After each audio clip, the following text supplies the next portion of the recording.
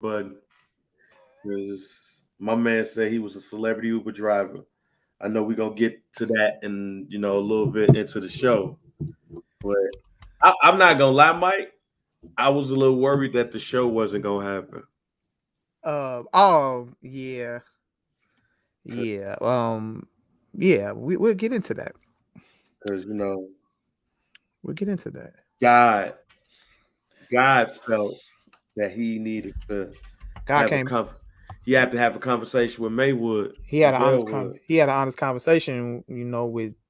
With the 209 area, District 209 area. He wanted to tell y'all to get y'all shit together. You know, leave Bang alone and all of Really? that stuff. Is that what God was saying yesterday God, when a tornado came through? God's trying to tell you something, Mike. God trying to tell us to what? Maybe God is Stop. trying to tell you something right now. Hmm. Shouts out to the Color Purple and Suge Avery. Hey, I'm But gonna tell you, hey yo, shout out to your cousin Vince. Shout out to the homie Vince. what's up? What happened? Yeah. I would just say that anytime that he posts anything and it involves the color purple and it's like one gotta go, the color purple will always be Where's go? gone. Huh? I'm gonna always look, I don't care what movies are in the one gotta go. Damn, If the Mike. color purple is in the one gotta go, it's gone. It's gone. It's gone. I don't care what it's matched up against. So shout out to Vince for keeping that going in the group. What's so wrong? The color purple just was. I I'm don't just know, bro. asking. The movie just was. I'm just I probably asking. watched the color purple once or twice in my life in full, bro. It's just one of those movies that I will never go back and watch. I never go back and watch it again. Okay. If the color purple's on, I'm not gonna watch it. Nah. Is it something about the movie? I mean, I've never been like I told you, I'm not. I think I said I'm not into those kind of. I'm certain ones, but that movie just didn't do it for me. It rubbed you the wrong way. It's an eye movie, but it ain't like one of them. It's one of the movies that, bro, like it's just it ain't that. It ain't that. It's a classic, but it's just one of those classics that I just wouldn't go back and watch. It's cool though. It's a decent little movie, but I'm straight. That's messed up, man. Wow, I don't might know. need to watch it as an adult, DG. Maybe I might. I don't know. Maybe one more time as an adult, but as a shorty, and they made us watch that shit. I was like, all right, cool. I like movies, but I agree with you. Yeah. Depending on what age you are, you should not be watching The Color Purple. It will mess you up. Yeah. Like if I had any different type of parents, that shit would have messed me up royally. Like, I'm still trying to figure out the whole Babies to Africa shit. Yeah. With the I've never read the book either. So for those I never read the book neither.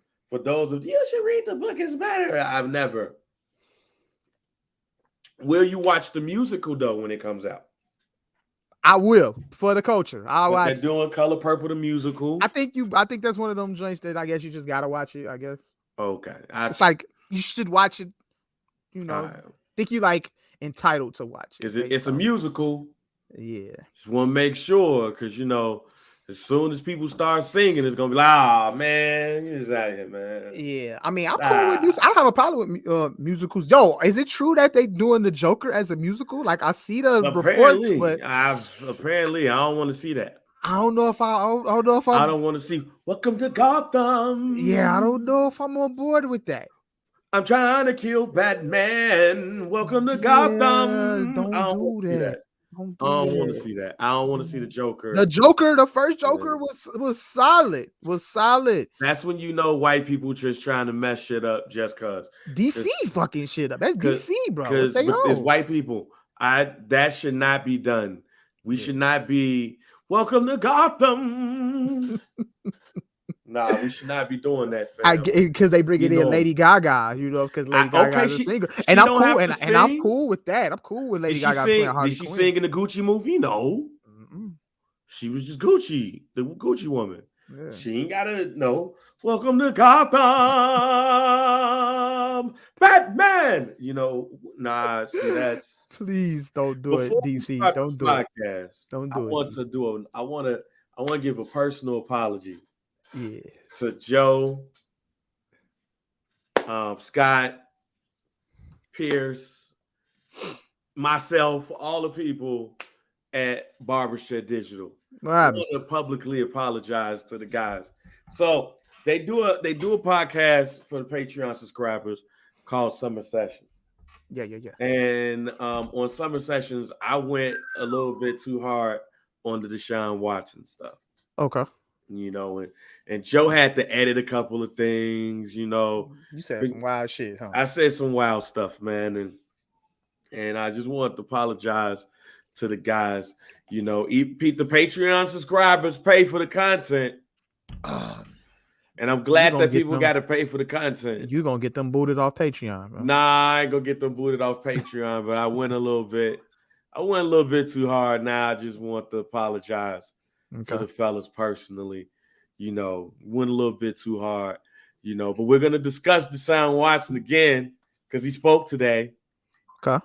He spoke today, Mike. Okay. We're going to have a conversation. Okay. Around that. But it's Some Dude episode 132. Make sure you rate, like, subscribe, download wherever you get your favorite podcast.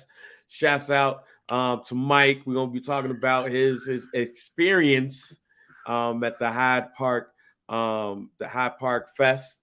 We talked a little bit about the weather in Maywood, you know what I'm saying? Hopefully God has shined a light and washed away the sins of Maywood and Bellwood.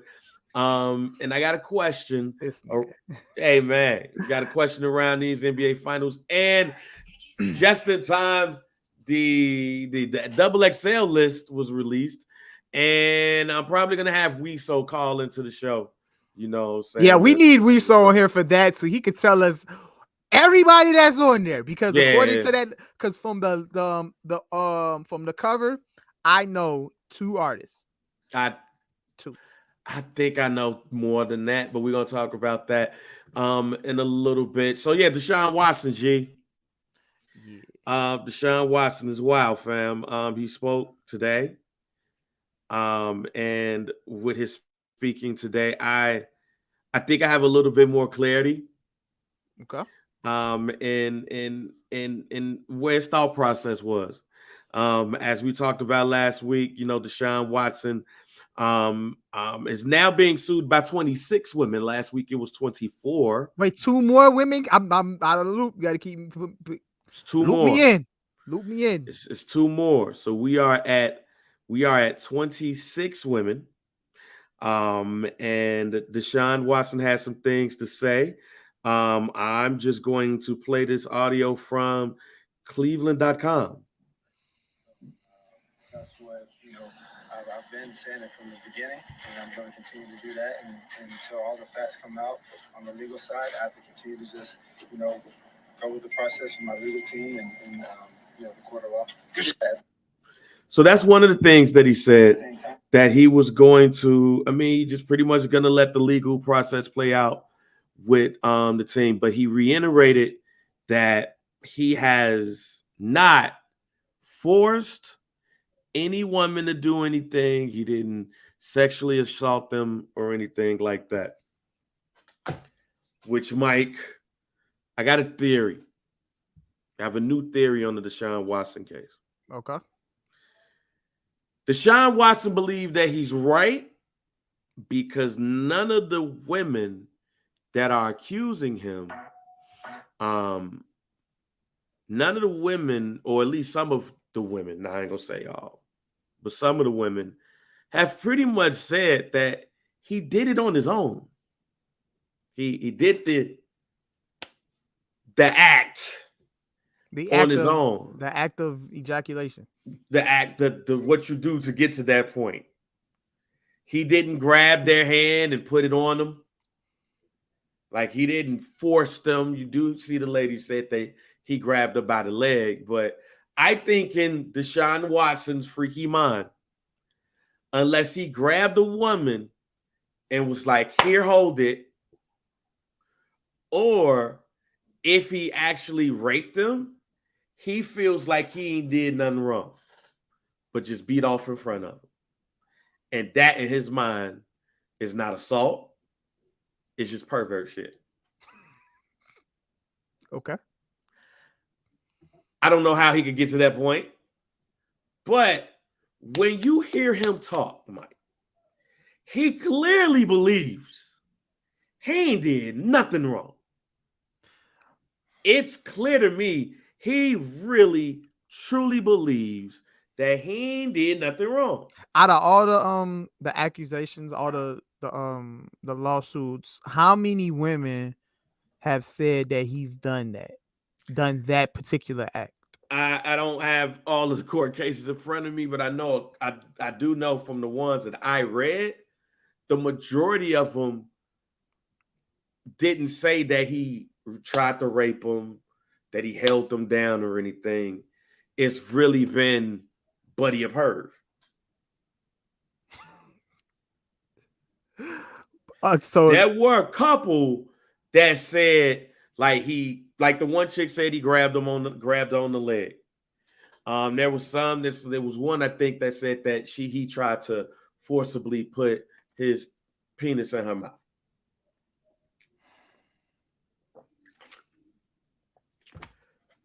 But I'm just trying to see how this is gonna play out and how this is he gonna end up having to pay all these women? I told you, Mike, you got to get an escrow account ready. Is there gonna be enough to where he has to pay and these women can actually somewhat prove? Because it's easy for you to just make up a story and say, hey, this man beat off in front of me, blah, blah, blah. Gee, he got to get an escrow account ready. I really, truly believe that he has to get an escrow account ready. What if my man's is straight innocent, though? What if he innocent? He ain't 26? Look, I even say keep the same energy, right? And what I mean by keep the same energy is this. When Bill Cosby had his issues, one of the things that I said was some of these women probably be lying. All of them ain't. It's too many. Where there's smoke, there's fire. Yeah. And I even say this. If 60 women came out and said Bang did this, I wouldn't expect none of the homies to be like, yo, she lying. They probably hold me down in public, but in private, they're going to look at me and be like, yo, Bang, the fuck up with this, fam? What you on? Nah, ain't nothing happening, G. Ain't nothing happening. Gee, with a smoke, that's fire, fam. 60? My man, look, but you would think that if with all of this smoke and, all of this fire that's being brought amongst him, that he would have already settled this shit out of court already. That's why I pondered on this for a couple of hours, because my mans could have easily just settled this shit. He could have threw $1 million to all 26 of them. You right. And this shit could have went away. That's why I really, truly believe that he feels like he didn't do nothing wrong. Yeah. Because he didn't rape them. That's the only, either that or the psychopath. But there's got to be someone on his team to let him know, like, hey, bro, just because you haven't physically, abused any of these women, you haven't forced yourself on anybody, that doesn't mean that you haven't done any wrongdoing. I get that, Mike. Then somebody got to be around him. Somebody around him has to tell him, like, yo, like, bro, just because you didn't do this, don't justify that. Mike, I get that. And then and remember, he signed the contract with the Houston Texans, right? And remember, I said that he's not going to spend the rest of his career in Houston. He's probably going to be gone. I didn't think this was going to happen like this, but I said he wasn't going to be there much longer when he signed that first contract. Even prior to any of these accusations. Prior to these joints, because he signed the contract, he played a year, and then he said he wanted out. And he was gonna start getting paid this year with that contract. So he basically wanted to dip. He got paid. Do you think that happened? Do you think that him wanting out had something to do with them trading away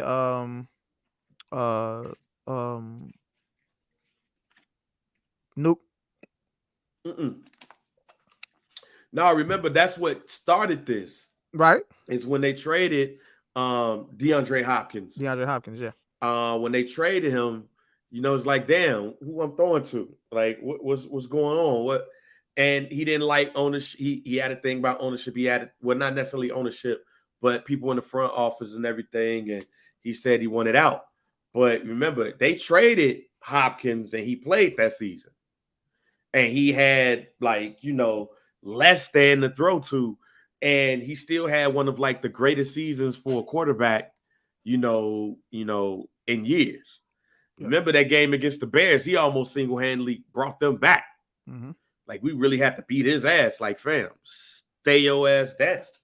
So I really, truly believe dude really believes that he has not done anything wrong, because in his eyes, what he did was not wrong. It was not, matter of fact, I even say better, it was not in his thinking, against the law. He don't think it's against the law to beat his meat in front of a chick. He didn't think that was, if I didn't forcibly put my hand in your area or anything like that, I ain't did nothing wrong. Either that, Mike, or he's a psychopath. Because he don't strike me as a psychopath. He don't. I would just go think let's just give him the benefit of the doubt and say he misinformed of the law. That might be the best way of saying it. My man's is misinformed. He's sexually misinformed. He is misinformed of sexual laws in our country, in the state of Texas. Yeah. So because I really truly believe that if he ain't nailed, his thinking, if I ain't nailed, I ain't did nothing wrong. That's the only way. This is now the only way that I can say this is why he's talking the way he talk. Because it's not even no stuttering, G. Yeah. Hey, look. I understand that, this has caused a distraction to my teammates, to fans of the Cleveland Browns. He understands front the office and the ownership. I understand the severity, but I've not done anything wrong. I will continue to say that I didn't do anything wrong.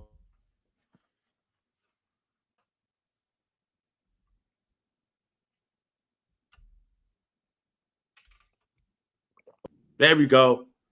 It's no stuttering, Mike, when he says these things. Yeah. It's none. It's scary. It's truly scary. Hey. Either that, Mike. Yeah. Or he a psychopath. Or he really truly feels he ain't did nothing. Well, man, let's just say this. I didn't even know about the two more, so I didn't know it was up to 26. Didn't know. I see the pattern. But, it's coincidence that we getting more accusations after my man struck a $250 million deal. You know what I'm saying? I feel like at this point, by the time this shit is all said and done, we're going to get to about 30. Then what? Let's all get to more than that, Mike. That's not good, Bag. That's not good. That's not good for him. That is not good, bro. Something got to give, and it got to give quick. My mans need to get a new lawyer team or something, and they need to just, like you said, get the account ready and just start distributing out these funds to these women and make them go away, bro. He got to, somewhere, somehow, he needs to make this go away. He got to make it go away at this point, bro. I know you want to prove your innocence, bro, but this pattern right now, it ain't falling in your favor of it being that way. I don't think you're gonna clear yourself of 26 accusations at this point. I don't know how you can. I would hope that for him, but it don't look like it's gonna play out for him that way. Mike, I'm curious to know the conversation. I would love to have been a fly on the wall in that meeting with Desean Watson and the Cleveland Browns, and what was asked from the Cleveland Browns about, like, yo, is there anything you want to tell us? Anything that we should know before we give you this money? Are there going to be more accusations following this I think teams contract signing? I would love to have been a fly on the wall and know what that conversation was like. Mike, I think what it is that teams feel like they do their own investigations. Right. They feel like them in the NFL are FBI. Well, how much investigating can an NFL team, not actually the NFL, not the NFL. I know there's probably separate people that work just strictly for the National Football League and not just for the Cleveland Browns organization. I'm pretty sure whoever it is that works for the Cleveland Browns organization can only do so much than what the NFL can actually do. I would consider the football team, an organization, to be like the Chicago PD, and the NFL to be like the FBI or the CIA. They're the ones that actually can get all the information that they need to get. The Cleveland Browns can only get so much information that I think the only information that they could possibly get is from what Desean Watson actually tells them. So I would wonder what exactly Desean Watson told them in those meetings. Like, because you have to kind of like ask those questions so you could be ahead of the shit. So you're not, finna get hit with the okie doke after the fact. You know what I'm saying? I would you would love to know. Like, hey, bro, is there anything you want to tell us before we give you this money? Mike, anything we need to know prior? Mike, man, I think the NFL met with him for 2 days. The NFL met with him? Yeah. Okay. NFL met with him for 2 days. I think the Cleveland Browns felt like they did their due diligence with their people, and the NFL feels like they did theirs too. But with the Browns thing, like according to reports, they never talked to any of the accusers. Mm-hmm. And if you don't want to not sign him, like say fit like this, right? You out with a girl and you just hoping you don't see nothing wrong because she bad as hell. But you like, if I don't see nothing wrong, I'm going. And she give you every sign that something is wrong, but you try to ignore it and move away from certain things so you don't have to see it. I think the Browns is that. Like, we know something up, but as long as we don't see no evil or hear no evil with us, we straight. They probably felt like whatever it is that you encountered is gonna get settled out of court. You'll get I'm pretty sure they were under the assumption that he's just gonna get the slap on the wrist, 6-game suspension, 8 possibly at the max. Cool, and they can live with that. Settle out of court, fam. That too, but he's very much insistent on fighting this case, and more women are coming for that bread. And then what scares me is then what if he do settle out of court? That ain't gonna look too good. If he settled out of court, then there was some type of shady business. Had to be. Or not necessarily though. Not necessarily though. Maybe he just not necessarily. I think he probably feel like this is the only way to make it go away is to settle out of court. Yeah, not necessarily. At the same time, public perception is like, yo, you settled out of court, something happened. Then Ben Roethlisberger settled out of court? Yeah. Yeah. I don't know. Was accused of raping a woman in the bathroom. The only person that I could think of that was charged with some sexual deviant shit, well, not charged, but accused, and it was a civil case brought up against them. The only person that I could think of that flat out won it and didn't have to pay anything was Derrick Rose. Mm-hmm. Derrick Rose had his case going on while he was in New York. Yeah. And they was like, whatever the civil part of not guilty was, he got it. Yeah. And he did that during the season. And that pretty much meant he don't have to pay shit. She probably got to pay his lawyer fees. So yeah, man. Either Desean Watson is a psychopath, or he really truly believed that just because I beat my meat in front of you, that don't mean that I did anything that I should go to jail for. I can respect that theory. So, I mean, which I hope that's not the case. Because then that means dude is a sexual deviant. For real. Yeah. Like, and I'm still waiting on somebody from Clemson to be a part of this case. Once that happens, all bets are off.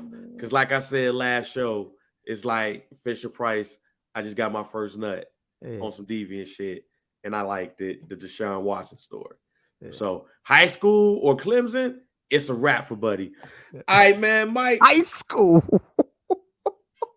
Oh my God. What you did? Hey, look. Hey, look, bro. Hey, they got trainers in high school, G. They got them. Hey. If my man was getting massages like that in high school, fam. Especially during this time, depending on the school you went to, you do have trainers. Like you do have those trainers on the sideline and everything. They help you out when you're injured.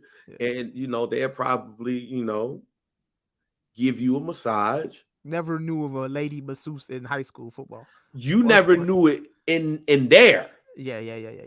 Talking about, why don't you come to the crib? I can help you out. I can help you. Let me find out the varsity quarterback was told John, yo, we need a lady masseuse on the sidelines. You know what I'm saying? For after games and shit, bro. Let me find out. You saw the screenshot you shared. My man's got Photoshop, G. He got Photoshop. Ain't no way he posted that. No way. I don't know if that was Photoshop, G. That had to be. That's some immaculate Photoshop right there, dog. Because, it would have been a great Photoshop. And it would have to have been a quick Photoshop too. I saw that too. I saw when that shit when I went on there and I saw what you call his post under his Drewski, the comedian. He posted it and I saw his shit was on there, but Desean Watson wasn't on there.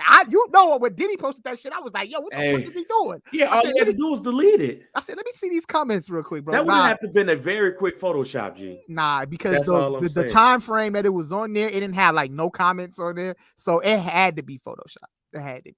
But nonetheless, before we switch topics, I gotta ask you this question because, as I said, I was inebriated at the Pusha T concert. Did Jay Morg say that he was mad at you for doing the podcast with me because he wanted to do one with you, but he did it with me? All right, let me clear the air. All right, so because I was inebriated. Me and you, how long have we been doing something, dude? About 2 years? It's a year and a half, 2 years now. So before me and you even like discussed doing something, dude, pod, like anybody that know me and Jay Morg, like it's one of my close friends. Yeah. Knowing him, since freshman year of high school. But me and him, like we always have music debates. We debate about a lot of shit. We debate about movies, music, life, all of that shit. But anytime that me and him have like a disagreement, it's in a sense where it's like Stephen A versus Max Kellerman type. Okay. It ain't no healthy debate. It's always like I disagree with what you're saying, you disagree with what I'm saying, and I disagree with you real badly. Like it's always like that. So at the time, like before me and you started doing something, dude, he had brought up an idea like, yo, we should do a podcast or do like some type of show or whatever like that. And I brought him to Windy City Underground and I interviewed him when he was promoting J Morg Entertainment, and we was on there arguing too. Like we was having debates and shit like that. And he was like, "Man, Joe, we should do a podcast one day." And I'm like, "Shit, let me know." Like, dude, fly around the country every other fucking week with Marsha, Jacob, and whoever. You know what I'm saying? So I'd be like, whenever you get some free time, nigga, and you want to do it, we can sit down and what I'm saying. We could put something together. And then you came up with Subdued Pod. You brought that up to me, and I'm like, "Shit, let's ride." So when I told him that we was starting the podcast, me and you, the nigga got salty. I ain't even like the nigga was salty. Hey, he gonna deny it. He'll deny it, bro. He'll deny it. But that nigga didn't talk to me for like a month or two, bro. No cap. I swear that he'll never admit it though. But that nigga was mad. He was mad, bro. That nigga didn't talk to me for like 2 months when me and you when we launched Some Dude podcast. So he always hold that over my head. That I started a podcast with you before I started one with him. Damn. Well, I mean, but you know, at the end of the day, we still cool and shit like that. Of course, that's my man's forever. Yeah, I know, but still. He always brings that up though. But tell us about this weekend you had. When I saw you when we ran into you at the Pushers concert and he was dapping you up and shit, I was like, man, that nigga bad being you doing a podcast, man. It wasn't it wasn't the usual Jay Moore dap.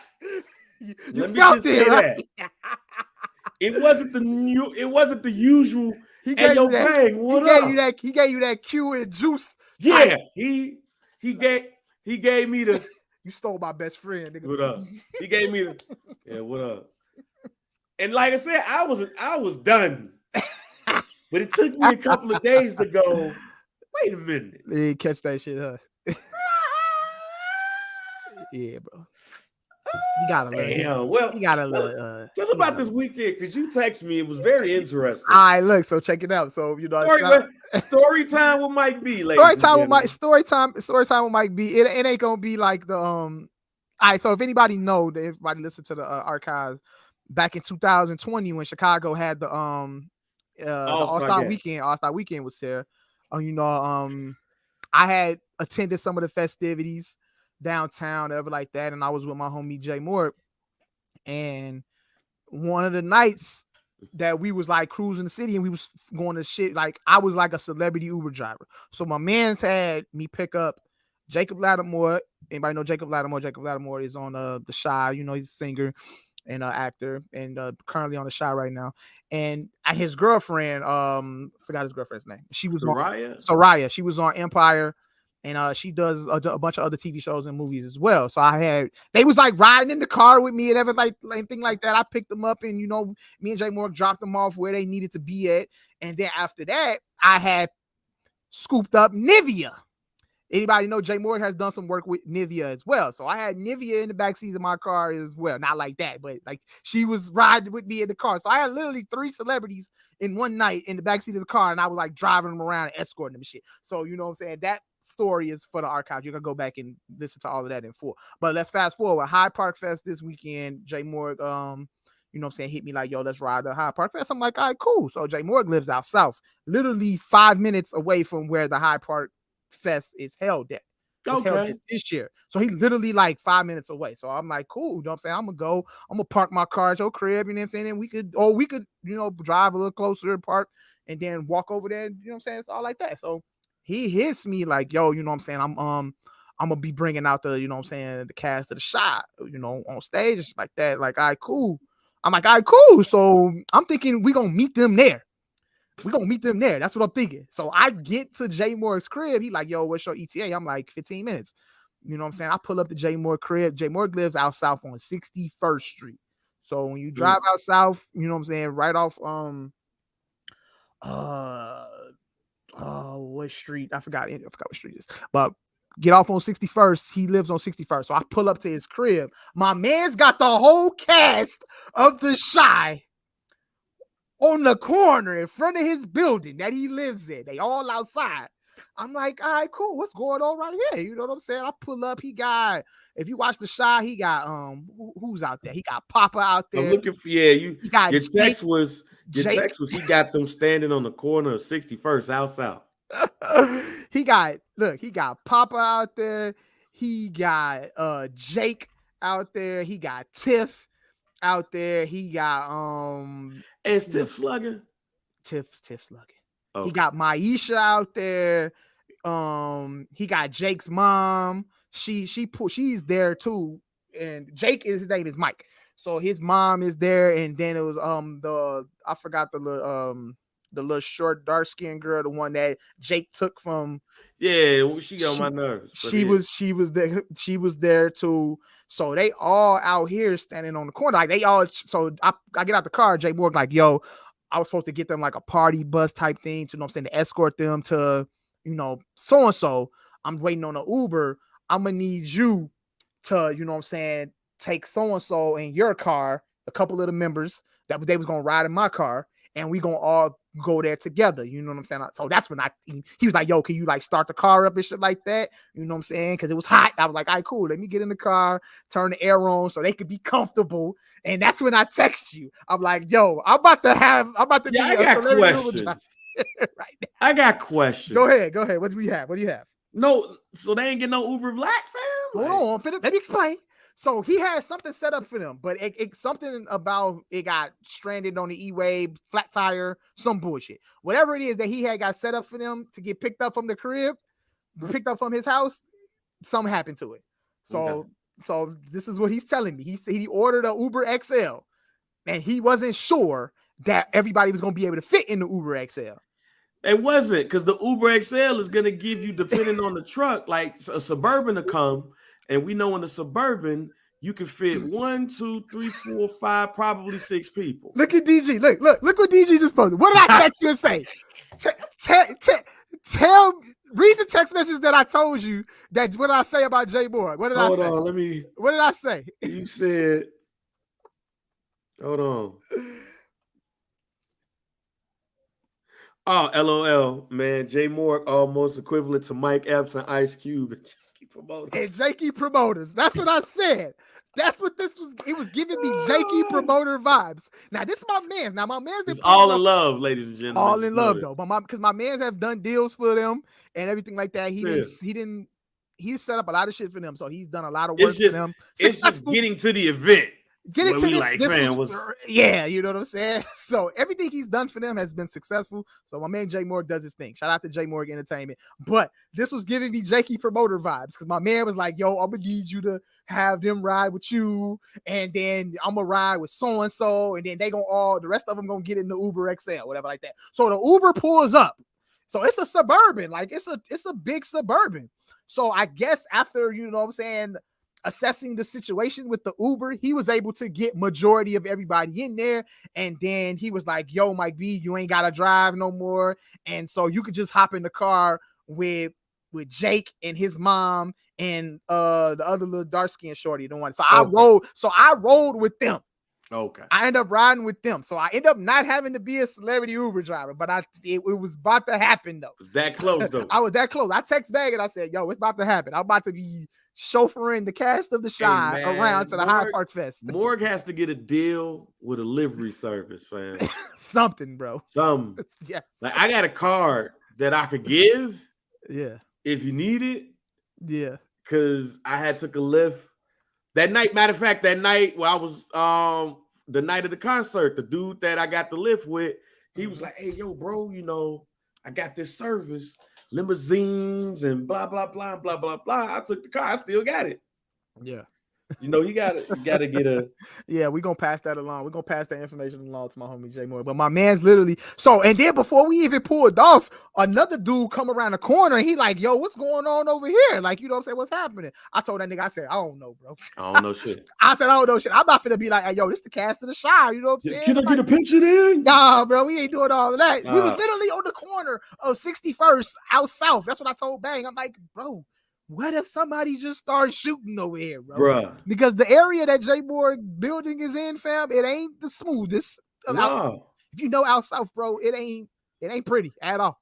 So, and we don't want to be out south anyway. My mans, they was all just out there kicking it. I'm like, hey, yo, bro, we need to bounce, man. I'm like, we need to get up out of here. Yeah, nah. So I don't want to hear we good. So yeah, but anyway, we get to the Hyde Park Fest. You know what I'm saying? I only went the first day, and that was when Lupe Fiasco was there, Shanti and Busta Rhymes. I was really excited to see Lupe because he was supposed to perform the Cool, because it's the 15th anniversary of the Cool, his second album. He was supposed to perform that in full, and he actually started off the set by performing it, but then I think people told him like, yo, you're not going to be able to fit this whole album in your set. You know what I'm saying? The album was very long, and Lupe didn't like have an hour and 30 minutes.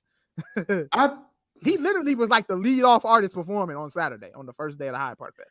The way they promoted it, he was doing the whole album. Like he started off doing it too. He started off he played like the intro and played the, you know what I'm saying, the Free Chili joint, and then he kicked it off with Go Go Gadget Flow, and then went into Superstar, played Paris Tokyo, Gold Watch, And then by the time he got to Paris, Tokyo, he was like, yo, y'all, I ain't gonna be able to perform this album in full. And y'all know this album is real lengthy. We like, yeah, nigga, it is. Was he doing the whole songs? He was or doing the whole like snippets? No, he was doing see, and he played himself on that. He should have had that set up to where like, yo, just do certain songs, or just if you're gonna do every song, just do like a verse or two. Yeah, he's supposed to do a verse, going to another verse, going to another verse, do a full song. He did the full song of Go Go Gadget. He did the full song of the coolest nigga. He did the full song of the Snoop Dogg record he got. He did the full Paris Tokyo. He did the full Superstar. Bro, it was like, you're not gonna, and they let him know, like, yo, you ain't gonna be able to get all of that.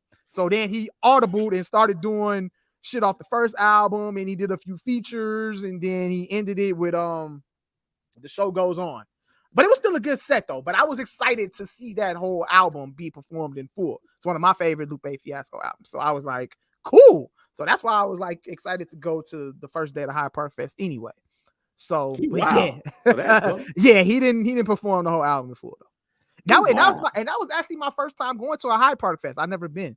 Yeah, I could have went, but no, we could have applied for media passes and got that shit. We would have been in there. You say what? We could have applied for media passes and yeah, no, that's what I'm saying. I could have went in many different ways, but I ain't gonna front. I said it last show. I'm gonna say it again. That anxiety kicks my ass. Oh, you would have had a lot of anxiety. Domity, shout out to my boy Domity. Domity pulled up. We was in the we was backstage in like the sponsor area where it was like free food and drinks. And I walked in. I'm like, Domity, like, yo, yeah. Me and Domity chopped it up for a minute. He like, when y'all gonna let me on the pod? I'm like, come on, bro. You know you too big for us. That's what he said. You said to him. Yeah, I did. It wasn't really that. Yeah. It was, you know who you work for. Right. True. You know who you work for. You work for. I know what you do, but I know who you work for. Yeah. So if we do it, we're gonna do it right. You know what I'm saying? We it's not just gonna be on no willy-nilly. We're gonna make sure that we do it right and everything when we bring them on. But yeah, that anxiety, I ain't gonna front. That anxiety kicked my ass. I probably wasn't gonna make it anyway. Because a couple of family things and stuff that had to go on. But yeah, that anxiety kicked my ass this weekend. Even just like what I was doing and where I was at. Right. Like, I noticed, like I'm just starting to notice a little bit more of when I get in that, like when I get in that item around too many people. Yeah. I don't want to be around too many people. I want to be at home. I want to be like here by myself, not bothered, all of those things. For sure. But it was a good experience.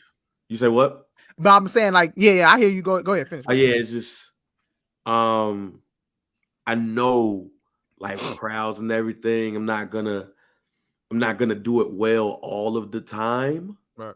And then with the weather being like it was starting to get a little bit hot and all of those things. And yeah, I probably wouldn't have wanted to. If I would have had media passes, I would have worked it, because for work reasons, I would have had work reasons, I would have had to do it, and I would have forced myself to do it.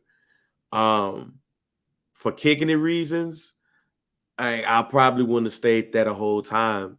I probably would have missed somebody. Yeah. I wouldn't have wanted to stay for a full Lupe Fiasco Food and Liquor album or the Cool album performance. Yeah. That wasn't gonna do for me.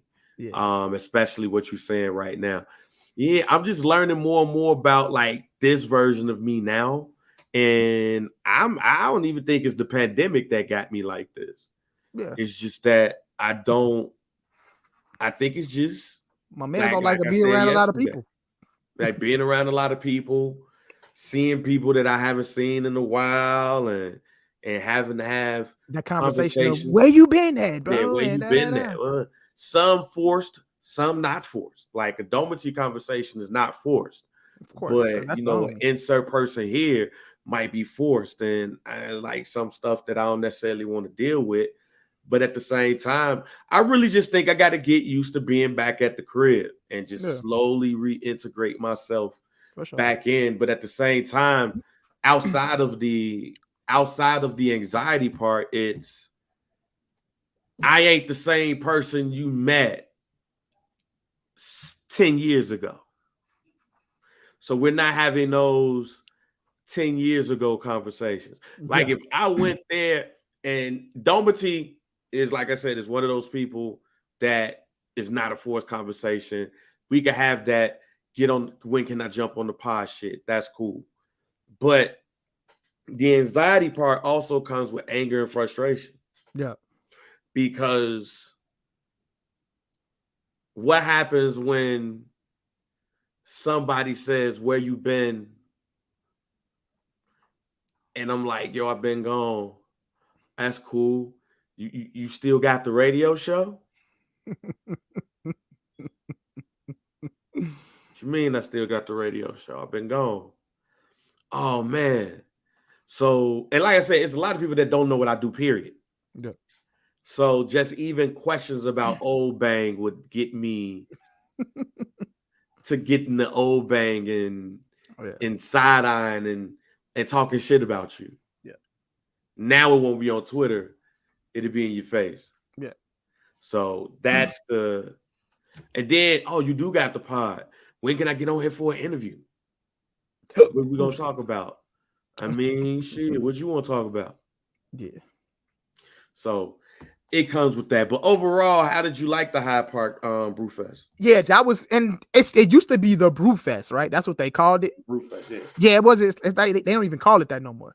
They call it the Hyde Park Summerfest now, and and they like add musical performances, like people come perform. They didn't have it. I don't think it was set up like that either, like where they actually had performances. No, I think. I mean, I've been gone. I think that's why they, and I think it was a lot of confusion too, because they were charging people, like they were charging like for days, like $100 per day or $100. Yeah, it was 140. Yeah, but I was told that this was the first year that they actually charged people to come. Yeah, it is.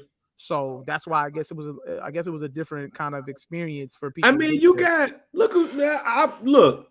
Right. See, Lupe, normally, right, you had Lupe, Ashanti, Jazzy Jeff, Busta Rhymes, Ashanti, Busta Rhymes, Janae Aiko, Lucky Day. Yeah. You paying? Yeah. Why would you not? Right. See, this is not just to come out and kick it and hear some DJs. Yeah, you're getting musical performances now. So I guess that was no. This ain't walk around, get some. This ain't the Taste of Chicago. Yeah. This is the performances at the Taste of Chicago. Right. Yeah, I would have.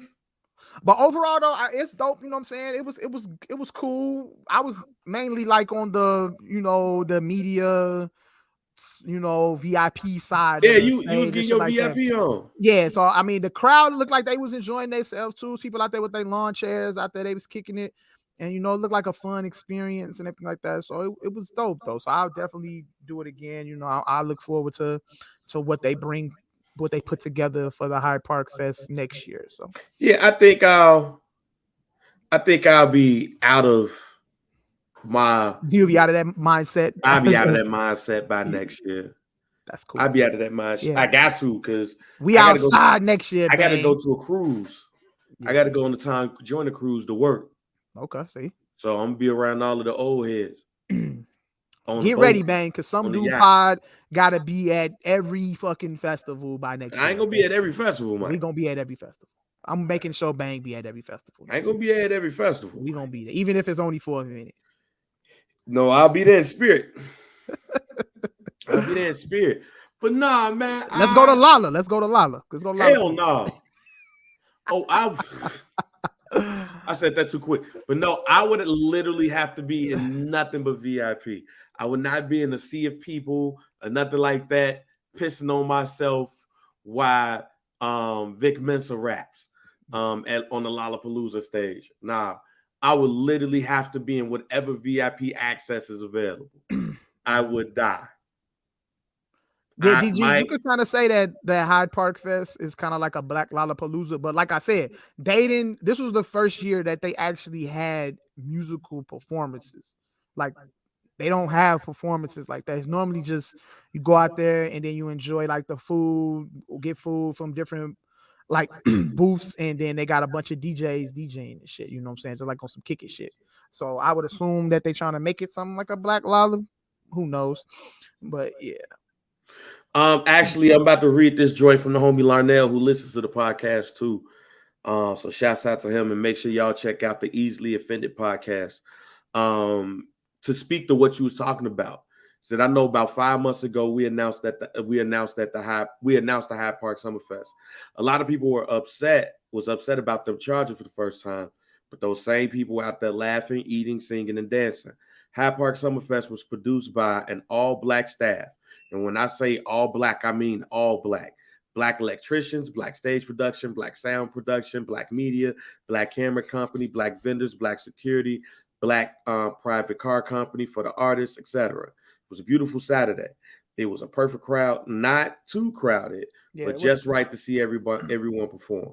Sunday was super packed with house music all day and some amazing artists performing. Was it something that needed to be handled better? Yes. But it doesn't mean it. But doesn't all festivals because it's the way he wrote it. But doesn't all festivals of this magnitude have the same issue? Yes. You learn from them and you come back bigger and better. The Easily Offended podcast would like to thank Jonathan Swain, Dave Jeff, and Gail Swain for looking out for us and the support. See y'all next year. See, that's dope. That's dope, G. Now knowing all of that. That's dope. And the anxiety still wouldn't allow me to come out to that. But hearing that right there, man, that's dope, G. I applaud Dave, Jeff, and everybody involved in that. I think with you though, Bang, with the anxiety part though, I think you would get more anxiety if you're just like general admission type shit. You're not gonna be around. You'll be around people. No, Mike. I was general admission at Pusha T. Exactly, but that's more the anxiety. I want to be. With one of those situations, obviously, we would love to apply for media production, whatever like that. I don't want to talk to people. Oh my god, I'm antisocial a little bit now.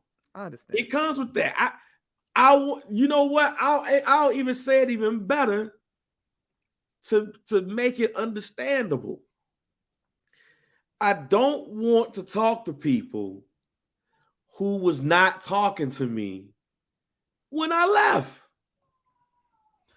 Like you. Well, hit their ass with that. Hit them with that awkward handshake and keep it moving. You've known me long enough that I'm no good with the awkward handshake. Just dap niggas up and then keep it moving. I think probably what it is for me, just really like hearing you and thinking about it is, if you didn't keep up with me, because and it's the same with me. I ain't keep up with you. But there's some people that I know I'm gonna see at these joints where I know I did. I know I reached out. I know I said hi. Marks was acting funny because I didn't have the platform that I used to have, even though the platform that I was on was much bigger and in different markets.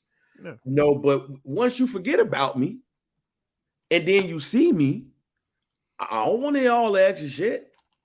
And then at the age and the mode that I'm in right now, like unless you in the circle,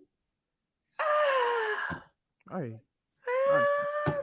understand. Because then you try to come back and shit, then try to hit you on Twitter and shit. Then the famous when you coming back out, like. At the end of the Pusha T shit, I said, hey, I might not be back out for the rest of the year. Oh, y'all think I'm bullshitting. But you enjoyed that one, though. Yeah, I enjoyed it. It was with the homies and everything. But I think that's what it is for me, Mike. It's just part of it is like true anxiety, but the other part of it is really like, I don't want to be around that fake shit, G. I don't want to be around the Chicago famous shit.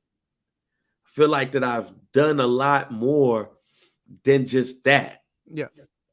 Is it going to be some things that I'm going to miss the boat on? Yeah. And I'm not going to mind. But I don't want to get back in that mode where I got to be at everything because I have to be at everything. You know what I'm saying? To push a station and all of those things, because that's what you see me as, that's what you know me as. Like if I come out, it needs to be special for me. Like, yeah, I need to be there. I need to support that person and all of that stuff. I need to do that. I get invited to things all of the time, and I look at it, and I'd be like, what am I getting out of it? Yep. I'm not gonna probably enjoy this and everything, and that's cool with me now. Like, if this was me before I left, it's like, I got to go to this event because I got to show my face. I got to show my face for the brand, for the station, and all that shit. I ain't got to do that as the managing editor for Black America Web. I ain't got to do that for everything. Like, if I was a program director of a radio station, shit, let me go ahead and go over here. Man, let me go over there. Oh, let me go over here. Oh, it's a club event. Let me go over here. I'm not that. So I think that is probably one of the biggest reasons. Is like, I don't have to do all of that, and I don't have to overexert myself to go to your listening party. Yeah. Of an artist that is probably not even signed yet. You know, it's just somebody who's making moves. Like, nah, G. For sure. I got you, man. I got you. And it might, I know somebody might listen to this part of the pod, like, man, who Bang think he is? It's like, I think I'm somebody that know my worth. I think I'm somebody that know what I've done, and also I'm somebody who know that I don't need to be there, but there's somebody that probably needs to be there because they have a platform and everything that needs that support. So, yeah, that's what it is, man. I think let me see what we so at. Let me see what we so at. Why we some dude it up, some dude 131. The double XL list came out today. Yeah. And Mike, I've already said that, said this for a couple of years about how we've aged ourselves out of the double XL conversation. Yeah. And unless you are really like into the music, whether you are like a music journalist or something like that, like, okay, cool. That's you. Talk about the double XL shit. Yeah. But for the most part, we have aged out. We are now aged out of the double XL magazine conversation. Yeah. But I'll say this. I think the year that I knew that I aged out, and it literally came up on my memories, on my Facebook memories, I think yesterday. And it was the cover with XXX. He was on that one. That might have been 3 years ago. Okay. And I posted that cover, and I was like, it's official. I don't know anybody on here, and I'm okay with that. Yeah. When I say I was okay with it, I was okay, because this ain't my crowd, this ain't my music, this ain't my type of music. I'm pretty sure if I come across some of this music and it's dope, I'll fuck with it. But this ain't none of this shit I'm checking for, and I'm perfectly cool with that. Yeah, perfectly cool. And this is the 15th anniversary of the cover. These are the people that's on there.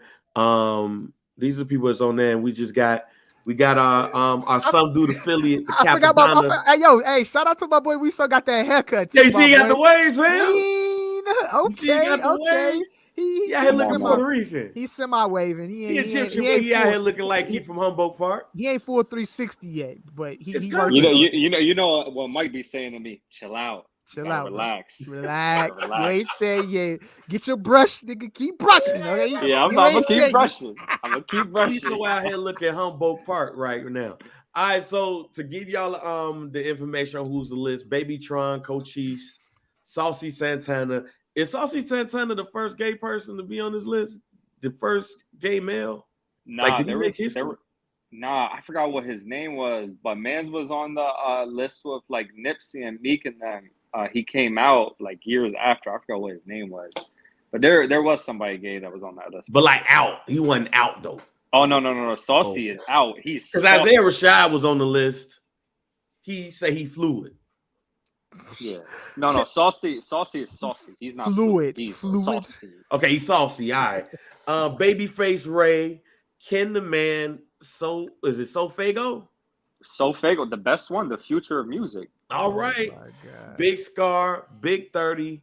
Was that KC? KSI? Whatever. See, we old, fam.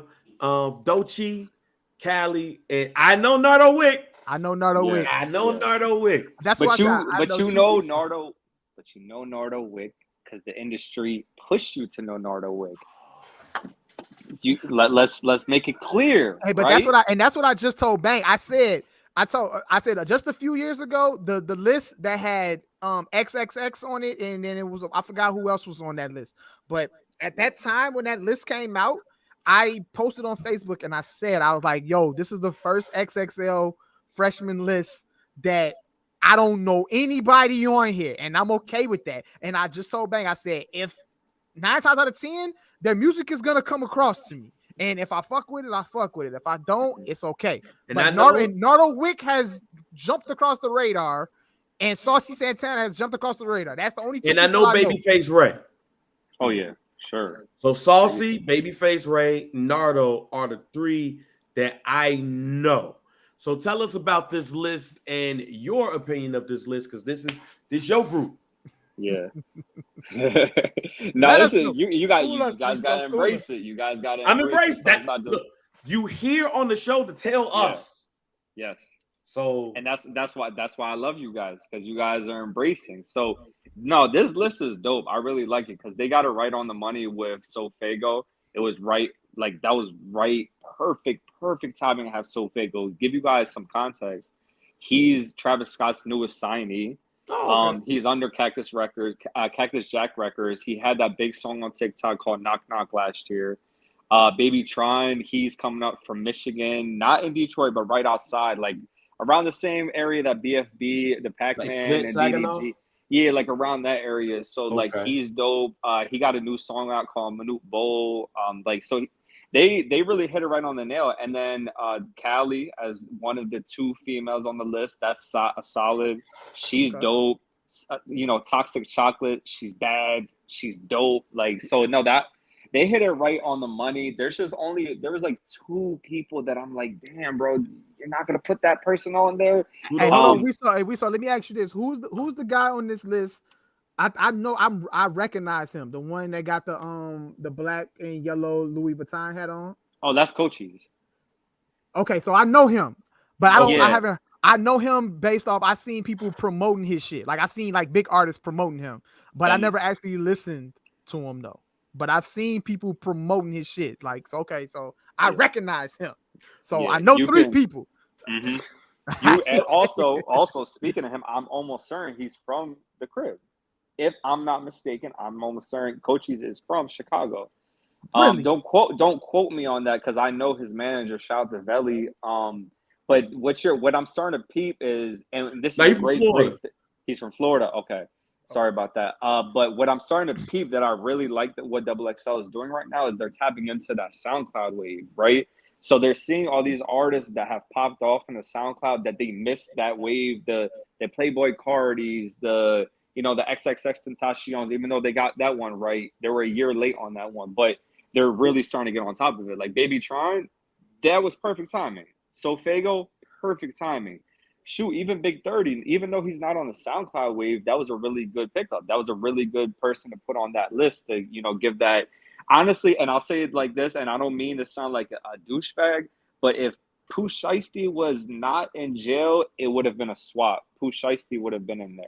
Okay. Who's the people that they might have missed on this year? Rob 49, 1,000%. Rob 49. Man, you and I, we were at some label meetings a couple weeks ago, and I believe Island Records, one of the record labels, came in and showed us a new song by Rob 49 called Vulture Island. Song was so hot they put Lil Baby on the remix, and it's been going stupid. Literally every single person in the industry was co-signing him, from Icewear Vezo, 42 Doug. Meek Mill was in the club dancing his heart out. Any artist that can have Meek Mill dancing his heart out like that got to be on the damn list, right? That's so true. Rob 49, Definitely should have been on that list. And then last but not least, D4M Sloan from Philly. He created this new wave of club / drill music in Philly that Philly has never heard before. And he's been the face of it. How in the world is he not on that list? That's mind-boggling to me. And the thing is, it's going to be too late to put him next year. You had to put him this year. He's going to be out of here next year.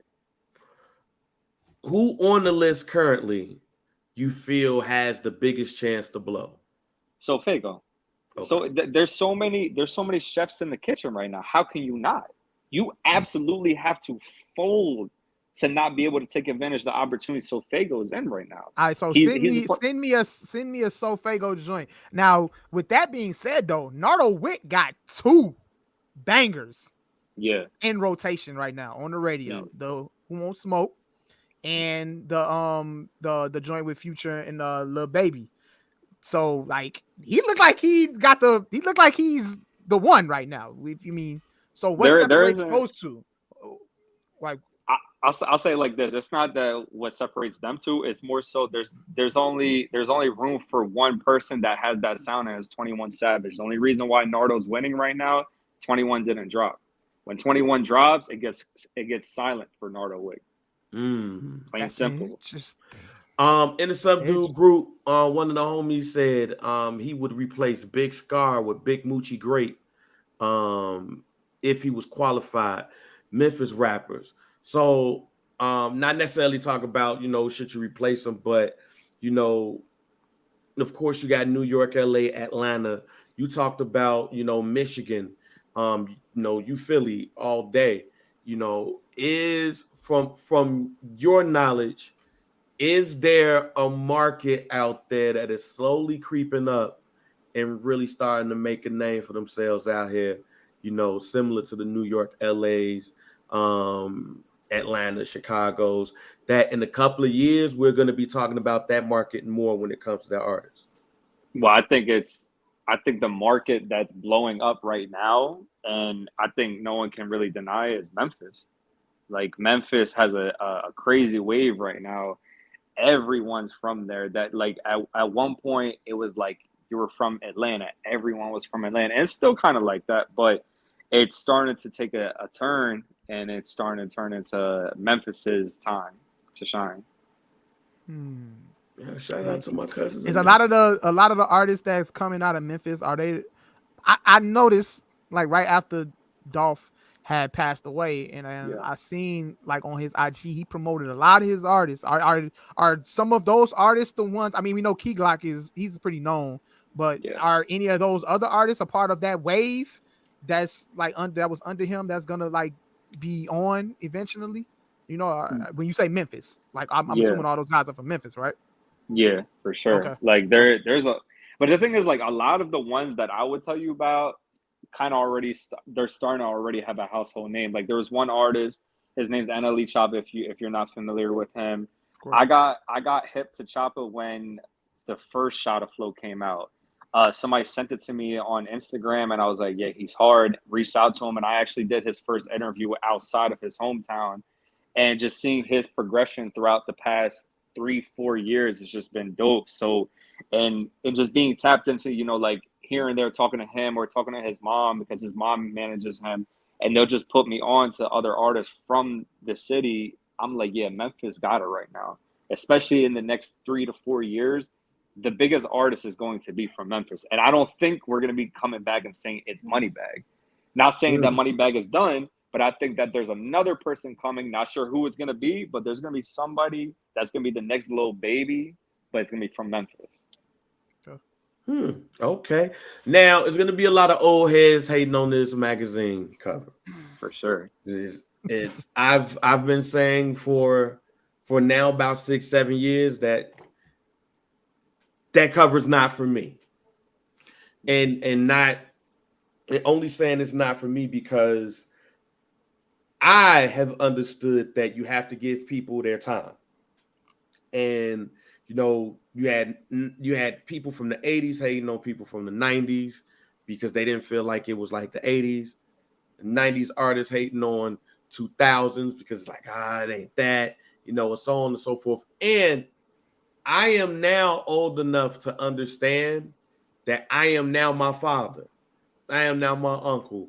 I might listen to the urban station, but the urban AC is my home, because even though I might listen to these artists, I'm in a different wavelength, and I'm not trying to be you, so to speak. You know what I'm saying? So I say that to say, I noticed that when it comes to a lot of old heads, when they see these lists, or they see these, these covers and everything, because it's not what they are used to or what they grew up with, they shit on the list.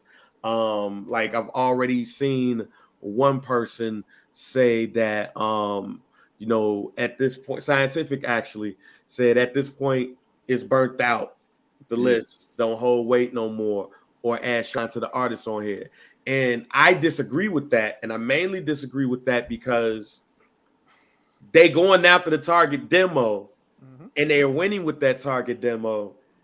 And for the most part, these are the kids that's out here that's killing it right now. So what advice would you give us old heads when we start reacting to this XXL magazine list? Bro, thank you for asking me that, because that was going to be the next thing I was going to say. I'll first off started off by saying that's what I love and appreciate about you both specifically, is that you guys are open to giving the new wave a chance. And there was a point that your favorite artist was getting hated on by the old heads, right? And then it's just a constant cycle. But the one thing that gets on my nerves and really makes me feel like I'm the middle child in hip hop is that, like, these old heads are so dismissive to the young ones, and they're not even willing to give them a chance. But you got to understand, like, the flower needs to grow, and it's not going to take overnight. You just got to be understanding that that's your little brother. These rappers, they're your younger brothers, especially if you're embedded into the hip hop, culture and the betterment of the future of hip hop, just like we all are. You got to just be understanding that that's your little brother, and you just got to be patient with them, right? Me being the middle child, I have an important duty to make sure you don't go too hard on little bro, but I also got to make sure I show you guys respect. But I also need you guys to understand that this isn't overnight, right? So just because you heard one song from Baby Tron and you think it's trash, you might hear him 5-6 years later and be like, wait, damn, he grew up. Just like how you guys were not you guys, but just the older people, they were very dismissive to Thug. They were very dismissive to Kodak. I see a lot of people coming around full circle, like, you know what? They done grew up. You know what I mean? Like, even look at Kodak. That was me. I was never fond of early Thug. Never was fond of Kodak, but I'm not gonna sit here and say that Kodak don't got the hottest record out right now, and that the record is actually solid. And I ain't finna sit here and Kendrick, and he embraced Kodak and got Kodak on his album. Like, that's the thing too. Like, those kind of artists like Jay-Z acknowledges all of these guys. Like, all of these guys that you see on these freshman lists, if you go look at one of the title playlists that Hove puts on, like a summer playlist, you could 9 times out of 10, you're going to see one or two of these new artists on there, and you're going to be like, yo, who the hell is this guy? And then, boom, they on the freshman list. And one of the reasons why I asked that question is because Rap Fan always, from the old head side, I'm always going to see out of 10 old heads, 7 of them going to be like, oh, man, fuck this list. But then it was the list with 21 Savage and Company was on there, and people were shitting on that list. And then you look at the people that's on that list, and most of the people that's on that list that's still moving. 21 Savage is still moving out here. A Moneybagg Yo is still moving out here. A Lil Uzi Vert, when he drops, is always very anticipated. Kodak Black went from somebody you hated to, oh man, Kendrick got him on the album. Oh man. It's almost like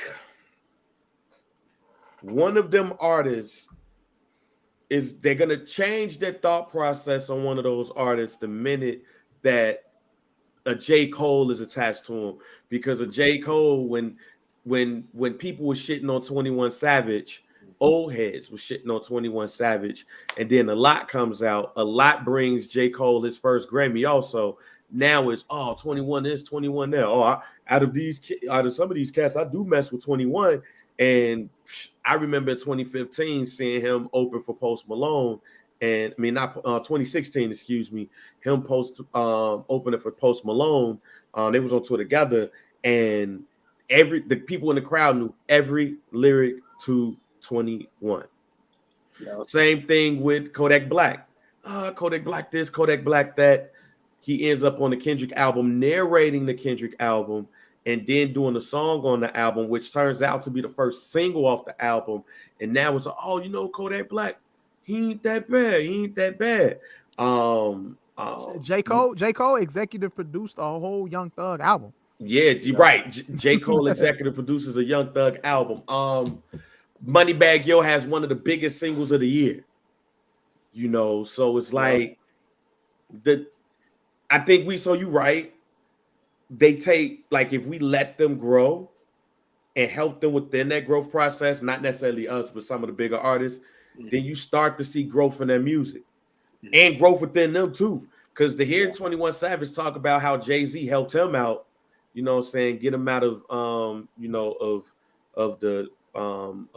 the immigration jail, but then tell him like, you need a doctor, you need a lawyer, you need a chef, and all of those things, and him really like going to Math Alpha Pod and really embracing it and all of that stuff and telling it is like, you see a Jay-Z who's a billionaire who probably would look at these kids and be like, but then you look at Jay-Z and you see some of the playlists he puts out, and some of these same young cats is on the Jay-Z playlist.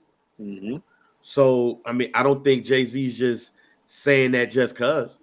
So if Hov can do that, everyone else should be open and, open to that, just like how Hov is. Jay-Z does not have to acknowledge none of these young rappers, these new rappers, but he does. So why can't Joe Schmo from up the street feel the same way? And even on the industry side, somebody that's young like myself, right, in their 20s, and they really feel like they're the middle child in this hip hop stuff, and I try to be that bridge between the old head and the new wave. People like myself we're always looked at as like, you don't know music, and that is mind-boggling to me, is because like I am the bridge to make you understand this new wave. Because you don't have to 5 years later be like, oh, wait, they were dope. Bro, I'm trying to put you on right now. Yeah. That's it. Yeah. Don't be so dismissive to it, and don't be like, oh, man, this person doesn't know what he's talking about. All he listens to is So Fago and Baby Trap. I'm telling you, these are the artists that, some of them do, some of them don't. But a lot of them do grow, and then they grow on you. Yeah. Trying to get your hip right now. And it's just, and also to add to that, it's like, even if some of the older cats don't fuck with, the younger cats and the new generation of music, you don't have to uplift what you love to downplay that. You know what I'm saying? If you don't like it, you don't like it. If you don't want to embrace it and, enjoy it, and it might be something that you like, that's cool. What you listen to, don't make you bop. We got that on the t-shirt. It's all good. Right. You know what I'm saying? Hey, but we have to stop, uplifting our shit. Say, yeah, I only fuck with Hov and I only fuck with like real rappers. This shit is trash. We gotta stop doing that. Stop doing that. If you ain't messing with it, you ain't messing with it. And it's all good. It ain't no big thing, You ain't gotta downplay the new generation to uplift what you love. You gotta leave it like that. I had one last thing I wanted to ask you guys before I hop off of this. Fat Money being from Chicago, do you feel like he should have been on this list, or did he miss that wave? Because I know you said he's been out for a while. He's been doing the Cinco de Money series for quite a while. Do you feel like it was too late, or he could have been on the list? I think for Fat, shot, like, I know Fat because of my man Merk and my girl Shamika, aka Chinchilla Meat. I remember Merk sending me, I don't think it was one, it may have been one, but Cinemy I had posted on some of our sites and everything. Listen to it. I didn't know that he had a hand in Donda 2. And then I see him with Dr. Dre. I'll tell you this right now. Anytime I see an artist with Dr. Dre that's a new artist, or like not new to me, but new to y'all, is that he gonna ghost right for him and we ain't gonna never see him again. Like, let's go back to the Compton album. Ain't none of them but Anderson .Paak we've heard from.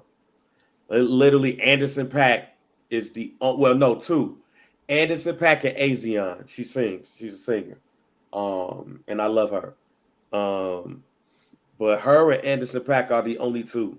Everybody else, when they did that whole media run and everything, and they was talking about folks and everything, all of those cats are nowhere to be found, right? Mm-hmm. So when I saw him in the studio with Dre, I was like, shit. I hope he ain't ghostwriting for him. Yeah. And working on Dre's style, because we probably won't hear from him if history serves us. It's probably like one or two, and in some cases, it's nobody. So that scares me. However, I think Fat is one of the best rappers from the crib, if not at least currently right now. He's definitely one of my favorites. As far as this XXL magazine joint, no, because it's a multitude of things that has to happen. Like, you have to be consistent in putting out consistent content. And that's what these cats are doing, But I do pray that with what's going on, and I don't know because I haven't asked any questions, but I hope what's going on is some preparation for him to have that, so we can get that. But whether it was legal trouble or other stuff, because I remember, I think it was 2017 that I had helped AC cover the Big Jam when she was with iHeart, and he was a surprise performer. I think he had came up there with Yo Gotti, and I think the word was he was about to sign with CMG, but then he ended up having to go back in and do some time. And then, he comes back. Like, that's the thing. Like, bullshit has kept him from achieving what he was supposed to achieve. But, like, Cowboy is his cousin.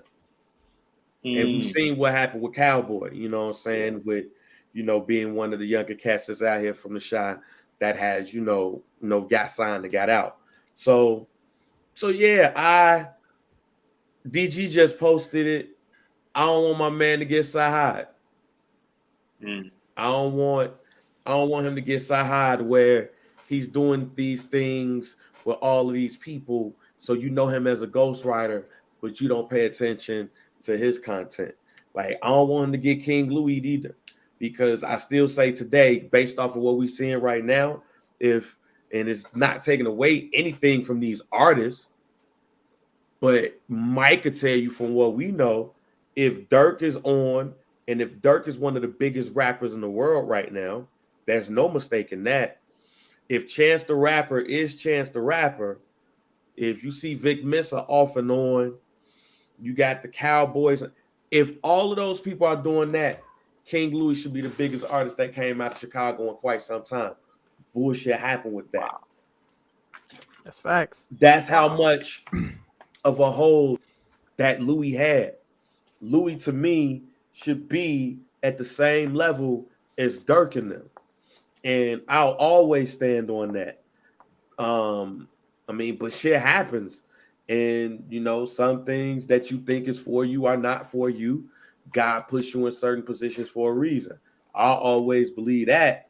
But at the same time, I'll be looking at these cats and seeing how they moving and how it's great. And I look and I'm like, Louis should be right there with them. And unfortunately, that ain't the case. So, and if you haven't gone back and listened to some of that, go listen to Illuminati, the series. Listen to my favorite joint, Living Down Chicago. It's It's my favorite King Louis track right there. And you'll understand when you hear it. It's like, yo, why the fuck? What happened?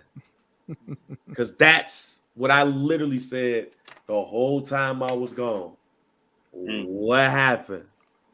Yeah, I gotta check him out. And shout out to Toby Lou too, since we're talking about Chicago artists. Toby Lou's dope.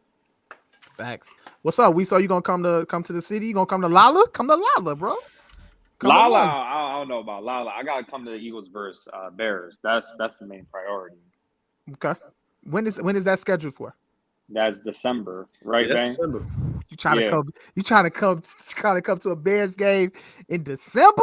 Bruh. Hey, bro. Soldier. Woo! I went to the Cowboys Bears in December, boy. Freezing. You talking about the coldest game ever? Freezing. You ain't go to the coldest game ever, did you? I didn't go. Which one was that? Was that Dick Night? I didn't go to Dick. Yeah, Dick Night. No, I didn't go to my Dick God. I didn't go to Dick Night. Bruh. I was at Hooters and the Cowboys got their ass kicked, and I had a Cowboys jersey on, and everybody was in there fucking with me that night. I remember that one. The homie Cowboys got Rashad. banged. I went to the game where I think B. Marshall hurt his leg. Okay. That was, I think, a year or so after that. Bruh, the homie Rashad, story time with Bang. The homie Rashad got the tickets. He ain't buying. They got the tickets.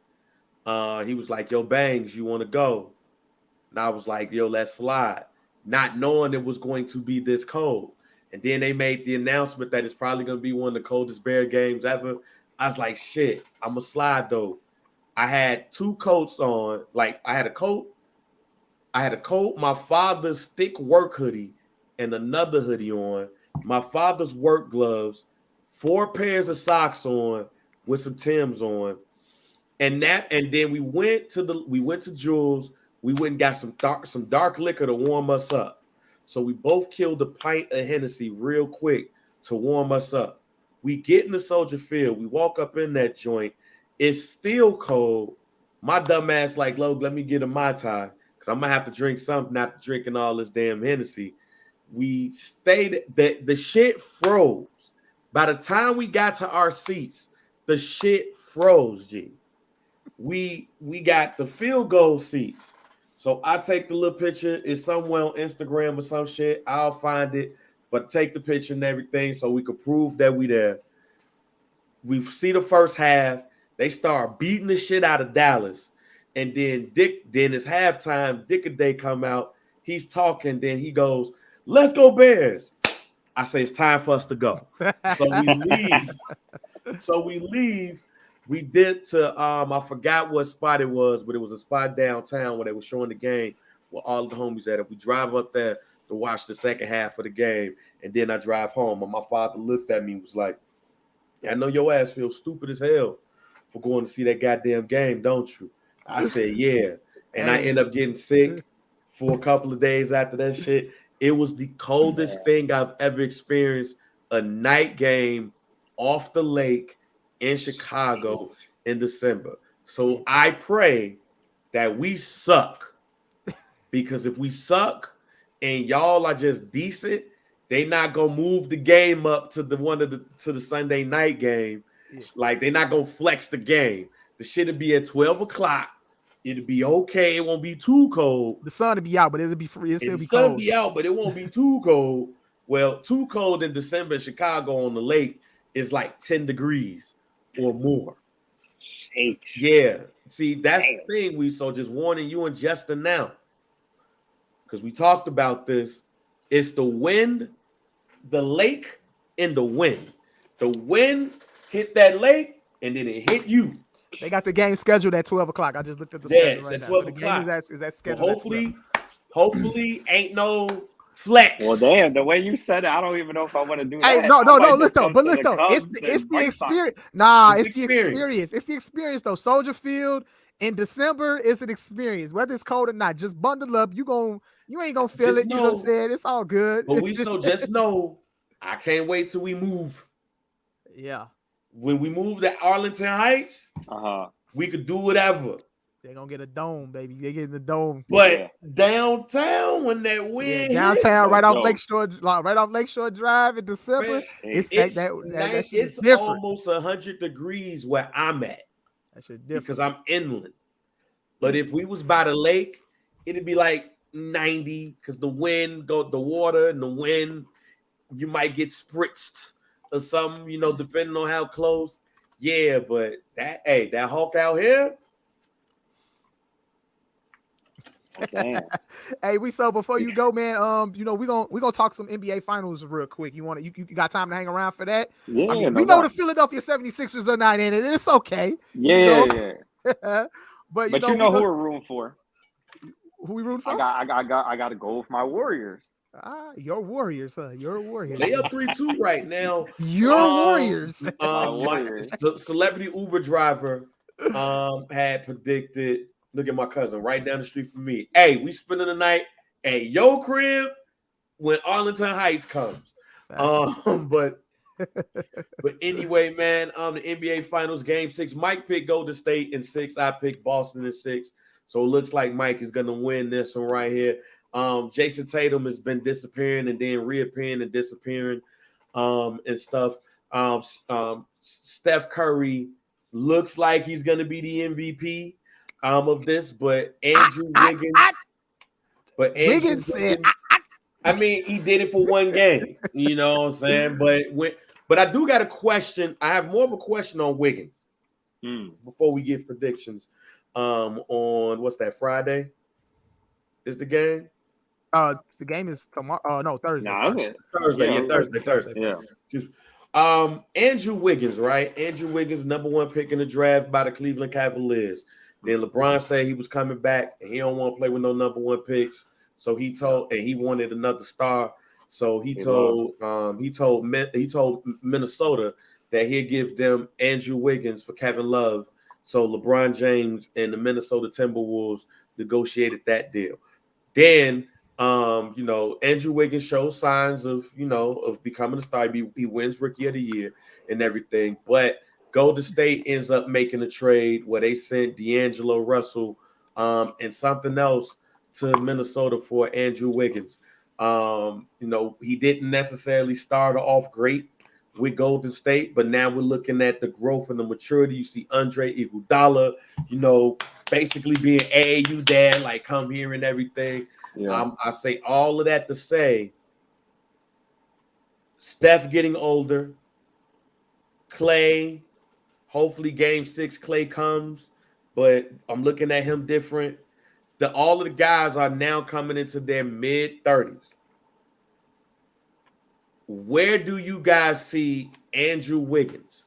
Is he's going to be molded into the new leader of the Golden State Warriors, or is he just going to play that role of you forgot about Jordan Poole?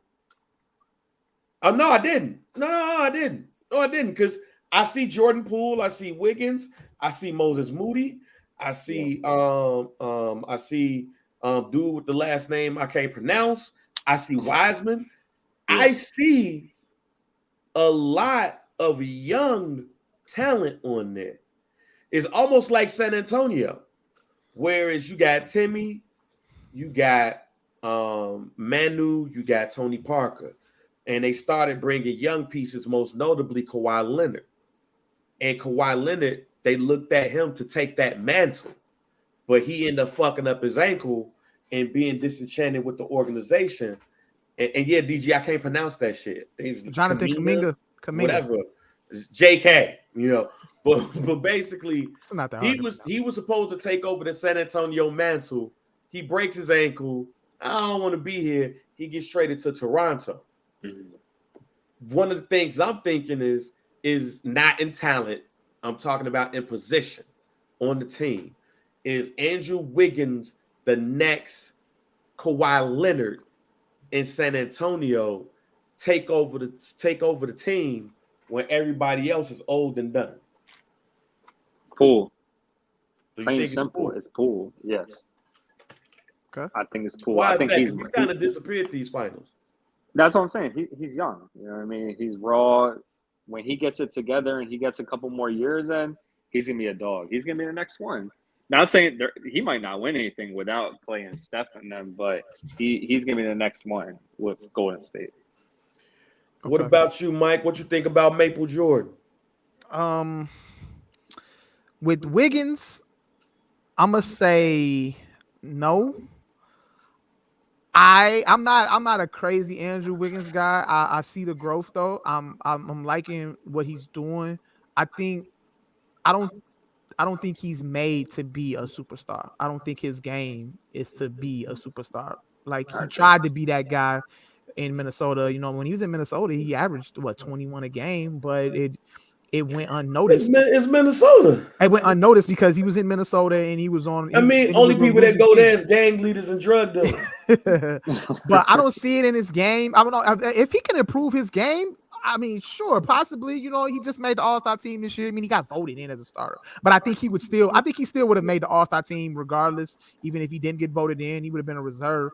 But I think I need to see more improvement in this game. I think his jumper needs to improve. I think with the position that he plays, he might need to put like a little more muscle on him. You know, he kind of skinny.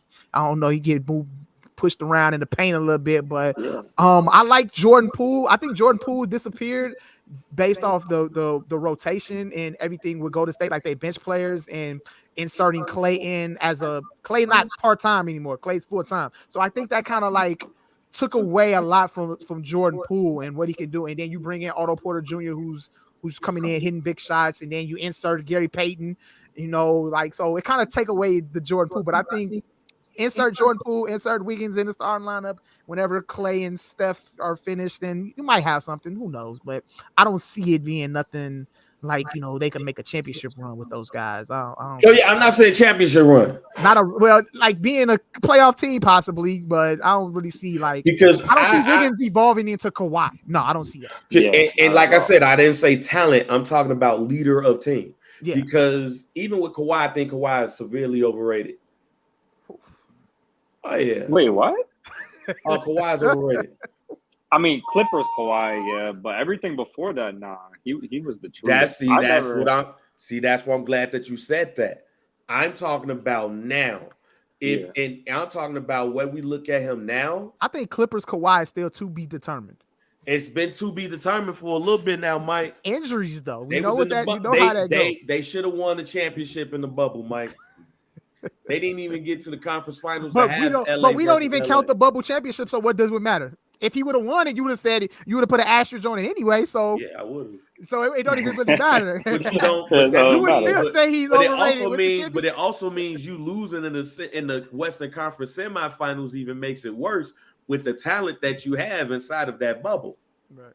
Like it make it even worse. I think now, and what I mean by that is, I'm not saying that Kawhi is not good because he is. I just think that the Toronto thing was an aberration because when you have KD tear his Achilles, and then you have when you have Clay tear his ACL, you supposed to win the championship. Yeah. You 2 of the 3 gone, and y'all healthy. Y'all supposed to win it. If Kawhi would have been in San Antonio, Timmy goes. Tony goes, Manu goes. I think that San Antonio is a middle of the road Western Conference team with the best coach in the NBA. Yeah. I think that Kawhi has to be surrounded with that talent. Everyone does, though. Let's be honest. Yes, and no. Yes and no. Go look at Giannis. Yeah, you surrounded him with pieces that are talent. You didn't surround him with Paul George, which is overrated. You didn't surround him with you didn't surround him with, whether we think he's overrated or not, he's an all NBA player. You wouldn't surround him with that. You went and asked for that too. So that's what I mean by that. He has to be surrounded by that. And he wouldn't have necessarily been surrounded by that in San Antonio. Because ain't nobody coming to San Antonio. And some of the pieces that's there probably wouldn't even be there. So I think he forced his way out of San Antonio because he already knew what the lit was. He just didn't expect to get sent over to Toronto. But Toronto, all you did was replace DeMar DeRozan with him. And the only thing that was keeping Toronto out of the Eastern Conference Finals was LeBron James. Each time they ran into LeBron and got their ass whooped. And you didn't even have to deal with LeBron then. So it was an easy road. Everybody on the Warriors got hurt. You win the title. You go to the Clippers, and you can't even go get out the second round. I don't expect the Clippers to be a top. I expect the Clippers to be a top 5 team in the Western Conference next year. But they're probably 4th or 5th, and they ain't winning no title. Keep this also in mind. Is supposed to be a top 5 player. That Toronto championship wasn't his first one. You know that, right? It's his first one, him holding as the leader. No, but it don't matter. He has multiple already. He's good. He's stamped. It doesn't matter. You know what I mean? Like, I get it if it was like, oh, it was a fluke. This person got hurt and that person got hurt. That's why you only got your first and only ring. But that's not his first. Nah, I get what you're saying, and technically you're not wrong.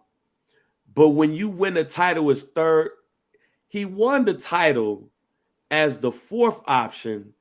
He won MVP because they said that he held LeBron James to a certain standard, and LeBron James killed that series.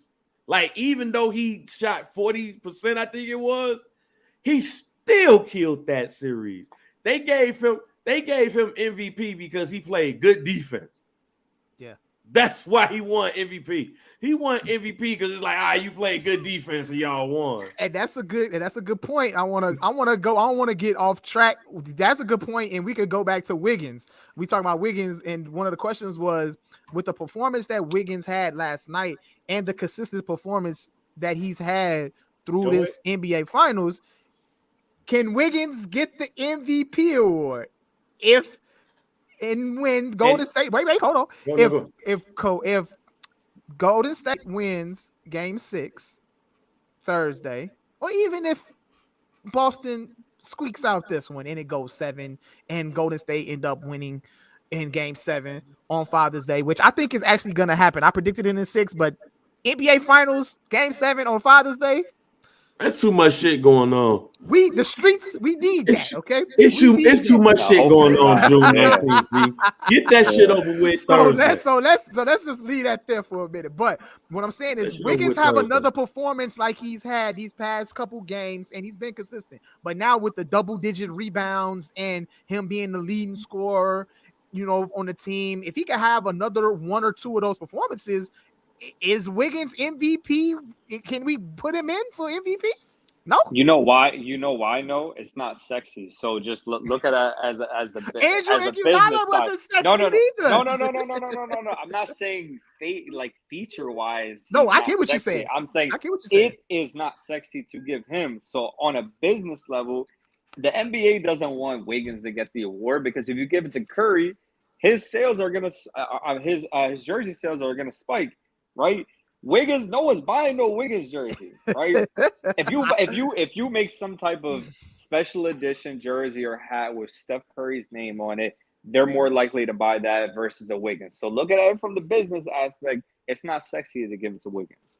I agree with that standpoint, but I mean, are they gonna really look at it that way? I don't know. Yeah, but I feel you though. I feel what you're saying. Like, we say the same thing about going to play in the city of Milwaukee. The city of Milwaukee of basketball is not sexy. Nobody wants to go there in free agency. When you talk about, am I going to go play in Milwaukee? Yeah, I got you on that. But I feel like if Wiggins can have another one of those games, I think you got to have him in at least the conversation.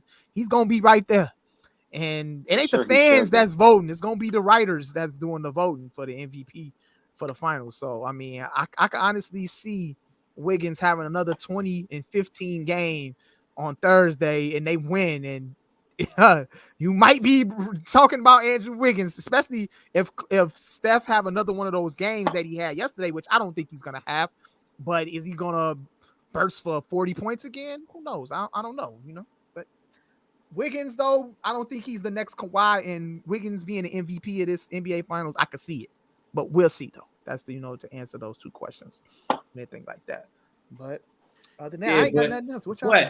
That's why I use the Kawhi trajectory. Right. I get it though. That's what it is. Yeah. Wiggins is the third, and in some cases, fourth option. Yep. The only difference really between the two, other than Canada #1 pick and Kawhi being the 15th pick, that's really the differences here. Talking about young Kawhi. Yeah. But Kawhi was looked at especially after, he started asserting himself defensively. And then, he really developed his offensive game. He was supposed to be the San Antonio Spurs lead dog right now. He decided to leave. Mm-hmm. But the same trajectory, just the slow build into what we see here now, take over in the finals.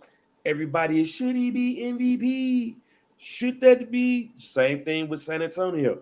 Should that be Tony Parker or Manu or Tim Duncan's MVP? No, they gave it to him because he played defense against LeBron.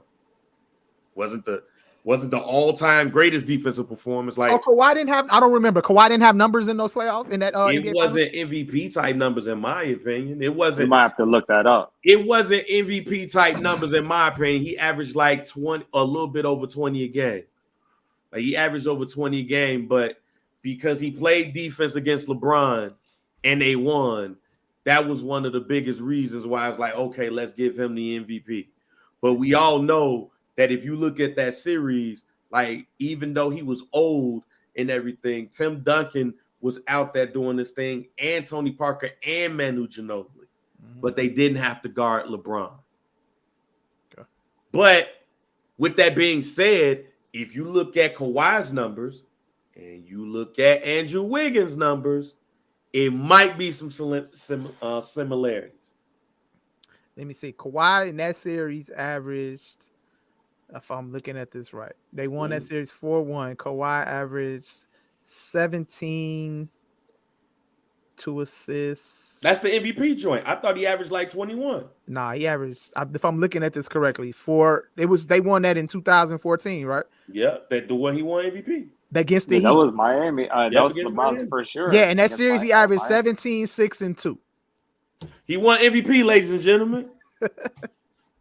So that's my point.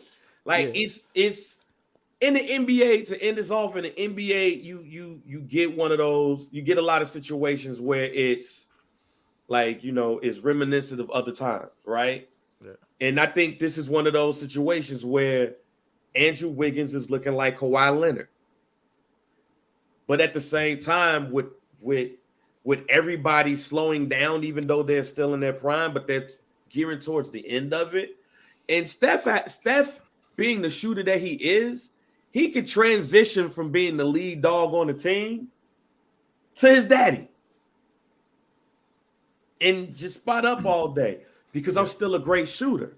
Somebody eventually is going to have to become the lead dog of the Golden State Warriors. Is it Poole? Is it Andrew? Is it one of the three young cats? With that being said, they literally have a great setup to continue their legacy. It's almost like Boston, right? Where Bill Russell and Bob Cousy and all those stuff people get, we so don't know nothing about this. But these cats starting to get old, but then you got John Havlicek coming in. And in the 70s, while they wasn't able to win 8 straight titles, you still was able to win a title or two in the 70s because you still had young pieces that grew into something. You had a Dave Cowens, you had a John Havlicek. And then in the 80s, you were able to bring in a Larry Bird. You were able to win 3 championships. Same thing with the Lakers. In the 60s, 70s, West, Jerry West, Elgin Baylor, Wilt Chamberlain.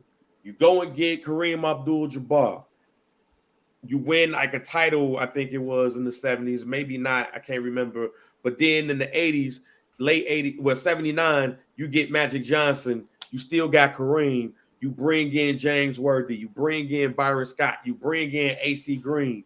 And you able to win 5 titles in the 80s. the Golden State Warriors are building a team like people should build their team, because you have your stalwarts, then you got your young people that get to learn under them.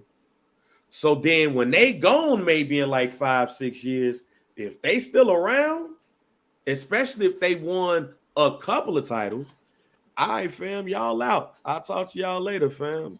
Hey, but is this? I can see the comparison, but is this compared to how Tim Duncan and Tony Parker were in 2014? Like, no, because I'm about to say, because Clay and Steph are still Steph is still playing elite basketball. Yeah, like, and the reason, and not only that, Clay's the reason why I would say no on that too is because Kawhi left. He left. If he and they would have to bring people in to help with that. Yeah. Kawhi was the last of the Mohicans, literally. When he left, they was fighting for the AFC. Right. And is Wiggins is Wiggins even gonna get like a chance to be like the next Kawhi, because he's 27. He's 27 years old. Steph is 30. Steph is 34. Clay is 32. You know why he'll get that opportunity? Look at some of the players in the NBA like a Jimmy Butler. How old is Jimmy Butler? Jimmy Butler's 32. How old is Kawhi Leonard? Is now around that age as well. Because 30 to new 20 in the NBA. You say what? 30 to new 20. I won't say 30 is the new 20. But look at a Chris Paul, man. Chris Paul like 37, 38, and he's still hooping. I think it's really just dependent on your style of play. That's why I said that Steph Curry career can last a lot longer than most people, especially because he can shoot. He's a shooter. Yeah. Yep. He end up being Dale Curry. He'll end up being Sam Perkins. He'll end up being all these spot up 3-point Ray Allen. Like Ray Allen. Fuck around and play until he's 40. Yeah. But people like James Harden, who do a lot and they body get beat up, once you hit 32, you got to do some shit different with your life. Shouts out to Wisa. Yeah, no Magic City every single time you hit Atlanta. No cheerleaders every time you go to Philly. Yeah, the way James Harden conditions is not how an athlete should condition. You should not win or lose go to the strip club. Win or loss, it don't make no sense. My biz is different, bro. Hey, man, y'all inherited him, fam. Y'all gotta live with that now. Y'all gotta live with that. Yo, does James Harden get a max deal this year? Do you give him the money, or do he prove his worth? I'll say this. What do you say? That's as you being a Philly fan. Go ahead. And there were talks. I want to hear this answer from Wiso, because they were talking about Patrick Beverley went on First Take and said, "Pay that man." Yeah. Do you agree? Yeah, you might as well. What else? Really? What else are we gonna do, man? Because the thing is like it's not like he made us worse, but I'm not saying he made us much better, but we improved a little bit with him, right? Now I want to see with a full season. I want to see a full season with him. Okay. Possibly add one more person. If you can deal out Tobias and get rid of that contract and bring in a Bradley Beal or a Donovan Mitchell, that'd be awesome. But we'll see. I'll even be willing to bro. Y'all don't need no more scores, bro. Like you don't need another. Like you don't need a Bradley Beal or Donovan. Yeah, you're right. Embiid, you got Embiid, and you got Tyrese Maxey. Tyrese Maxey can score. James Harden can score. So I think. Well, Tobias Harris, you can do whatever you want with him. I don't know. I mean, Tobias Harris is a hit or miss. He's a hit or miss guy. I'm just scarred after Jimmy Butler walked out the arena and said Tobias Harris over me. That kind of that scarred me. So I can only imagine how Toby feels. But yeah, I know I'm not paying James Harden. He can opt in. Y'all pay him his little $34 million that he gonna get this year and make him prove his worth. That's what I would if I was the Philadelphia 76ers. That's what I would. As a fan, just do whatever. Just make sure he's here next year. I don't care if you give him the max or how some fans no, don't give him the max. I don't care. Just make sure he's here next year because I want to see a full season, and then after that, I'll let you guys know if he needs to get out of here or not. I bet. One full season. I think it's almost impossible for you not to give him a max deal. I think that whole max deal shit is really just a lot of talk. Here's why. Because if you don't give him a max deal, somebody's gonna give him a max deal. You mean to tell me that there's gonna be some teams with some cap room?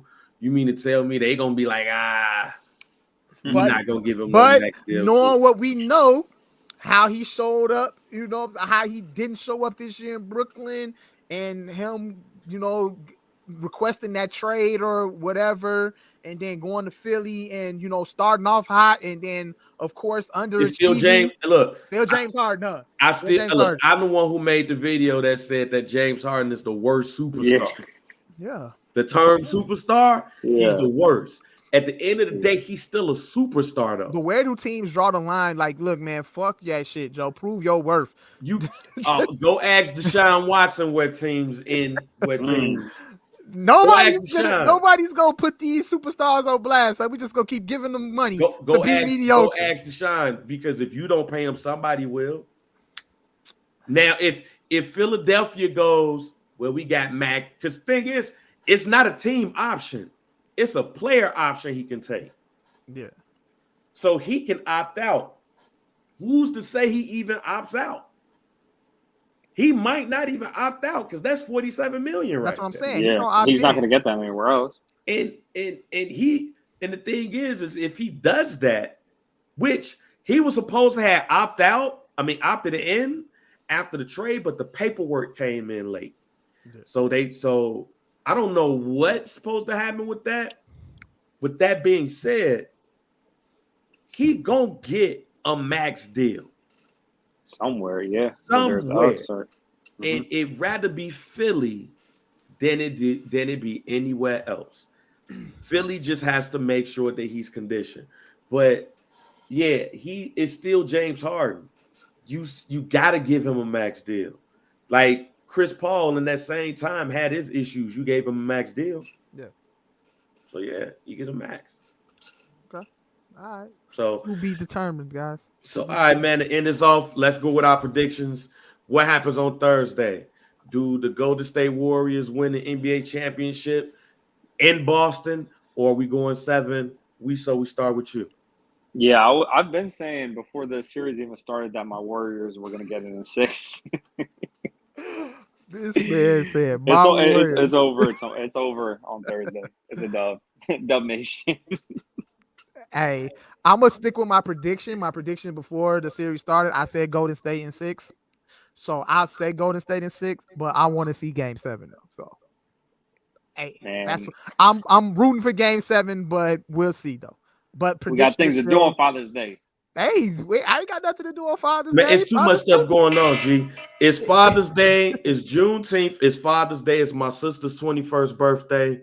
Golden State in 6. I don't think the NBA finals care about that, babe. But we'll see though. We'll see. But hey, I'm rooting. Hey, look, I play softball on Sundays, so I play during the middle of the day. So by 7:00, I'm gonna be ready to relax, and I wouldn't mind watching no NBA basketball at 7:00. Keep talking. I'll be right back. Yeah, so, I don't know. There's a lot going on Saturday, man. I don't know if it's on Sunday. Sunday. It's on Sunday. Game 7 to be on cool. Father's Day on Sunday. Okay, so if it's on Sunday, that's fine. I'm cool. I take Game 7. Saturday. I think Golden State wins regardless, though. Even if it goes 7 or 6, I mean, I think Golden State wins. I think Boston. I said it at the beginning of the series. I said that the reason why Boston would lose would be due to inexperience. And it's not to say that, Tatum and them not going to end up winning one eventually, but I just think like, hey, these are your first time here, and the inexperience will show. And they missed a lot of free throws. They turned over the ball a lot. I mean, the refs wasn't really that great last night, but still, they came back and made a run, and they put themselves in position to blow past them like they did in Game 1 when they came back after that big lead that they were, that they overcame. So they show that they can come back and win, but I think the inexperience is going to overtake everything. So Tatum Tatum, he can't just show up one game. You can't shoot 50% from the field one game and shoot under 30. I mean, shoot 30% for the rest of the games. Well, you got to be consistent.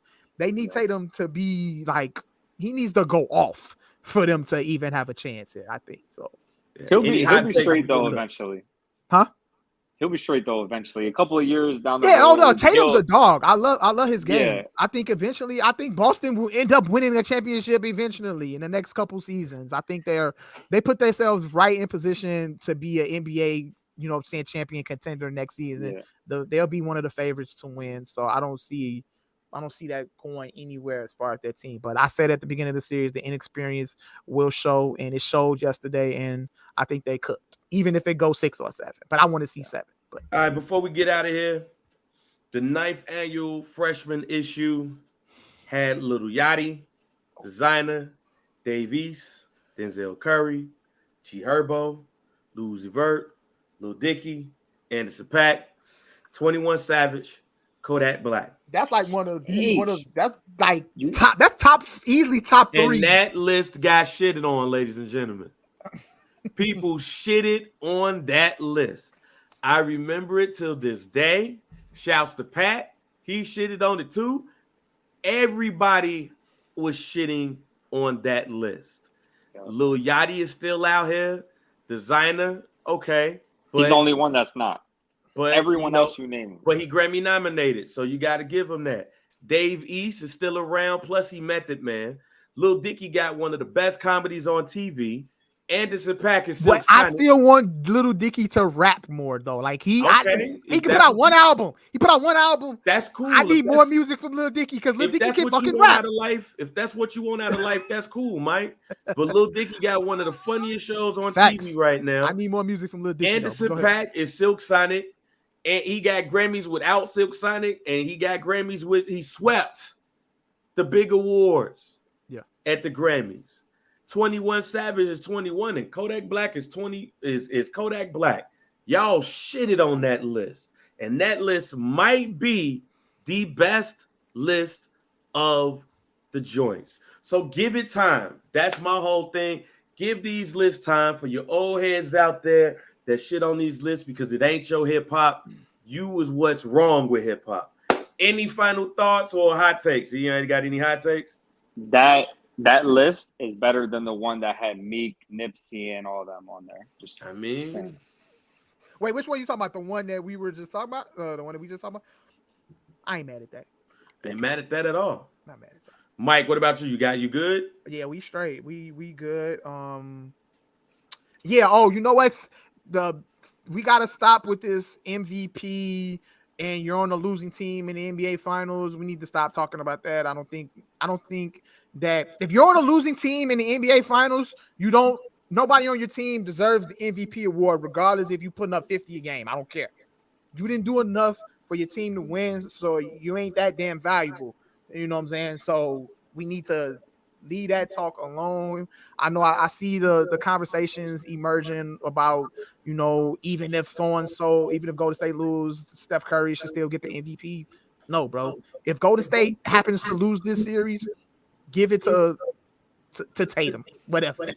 Don't give a fuck. So, but yeah, that's my hot. Yeah, no, I'm sorry. This ain't 19. This ain't Jerry West, G. This ain't Jerry West. If you lose, you should not be getting no NBA Finals MVP. Nah, I'm not with that either. Like, you lost, but you was the best player. Like, nah, fam, you lost. All right, go take a shower, do the press conference, and then go to the club like Danny Green.